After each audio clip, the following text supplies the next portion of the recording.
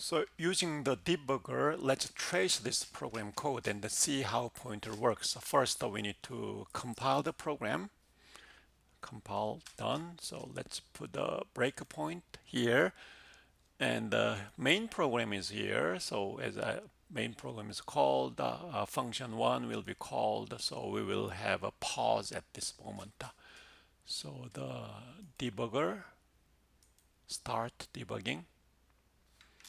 This is a Mac, so you will see this dialog box.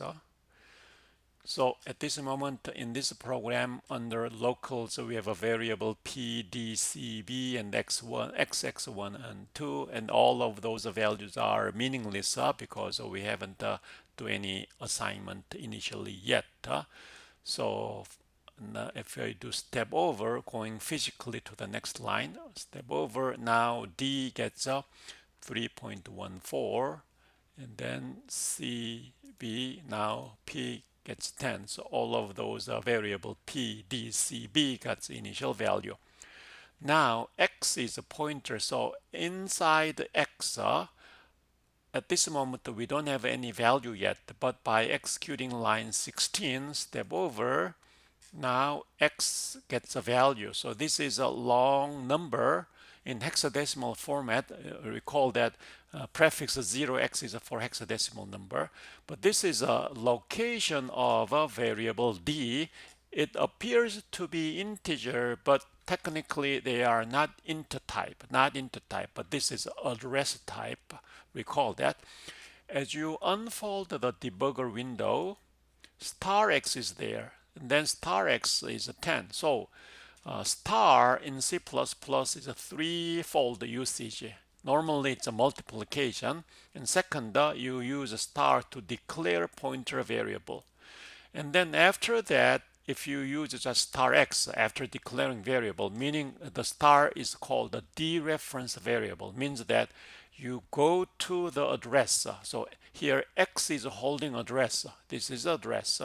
And then the star x means you move to the location, move to that address.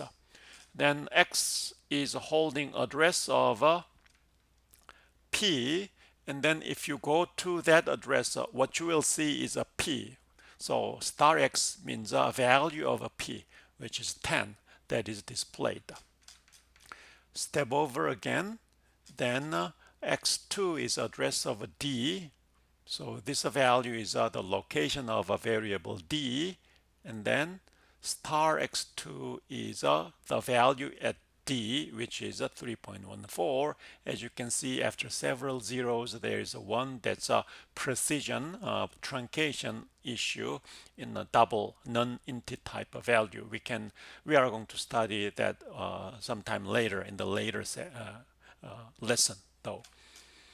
Now the last one, x3, is not initialized yet, but if I do step over, now x3 has an address of a C, and then value is A. So that's what debugger information shows. And then that's how we trace or how we distinguish regular variable from pointer variables.